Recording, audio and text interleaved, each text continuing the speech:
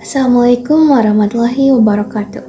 Halo semuanya, perkenalkan nama saya Arnes Halimatus Sadia dengan NPM 242151111088. Saya dari kelas C, jurusan Pendidikan Matematika, Fakultas Keguruan dan Ilmu Pendidikan. Adapun tujuan saya membuat video ini yaitu untuk memenuhi salah satu tugas mata kuliah perkembangan peserta didik yang diampu oleh Ibu Elis Nurhayati MPD. Langsung saja ke videonya. Baik, semuanya di sini saya akan menjelaskan mengenai perkembangan emosi dan juga sosial. Dimulai dari emosi, emosi adalah perasaan yang ada dalam diri individu. Emosi ini dapat berupa perasaan senang, perasaan tidak senang, perasaan baik maupun perasaan buruk. Nah, menurut Goleman pada tahun 1995, beliau menyatakan bahwa emosi ini merujuk pada suatu perasaan atau pikiran khasnya, suatu keadaan biologis dan psikologis, serangkaian kecenderungan untuk bertindak. Selanjutnya ke perkembangan sosial. Perkembangan sosial menurut Harlock yaitu perolehan kemampuan berperilaku yang sesuai dengan tuntutan sosial. Adapun menurut Allen dan Marotz, perkembangan sosial itu adalah area yang mencakup perasaan yang mengacu pada perilaku, respon individu terhadap hubungan mereka dengan individu yang lain. Selanjutnya yaitu ada karakteristik dari emosi dan juga sosial. Yang pertama dari emosi yaitu berkaitan dengan bagaimana peserta didik ini dapat mengenali, mengelola, dan mengekspresikan perasaan mereka. Lalu emosi juga dipengaruhi oleh faktor internal seperti perubahan hormon dan juga kematangan otak. Lalu emosi juga berkembang seiring dengan pengalaman hidup dan interaksi dengan lingkungan. Emosi juga mempengaruhi bagaimana seseorang itu menghadapi stres, konflik, dan juga mengelola kecemasannya. Selanjutnya karakteristik sosial, yaitu berkaitan dengan bagaimana peserta didik ini dapat berinteraksi dengan orang lain dan memahami norma sosial.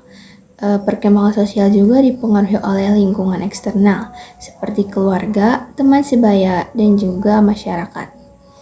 Lalu perkembangan sosial juga berkembang melalui pengalaman sosial seperti berbagi, bekerja sama, dan memahami perspektif orang lain. Perkembangan sosial juga membantu seseorang dalam membangun hubungan yang sehat dan menyesuaikan diri dalam masyarakat.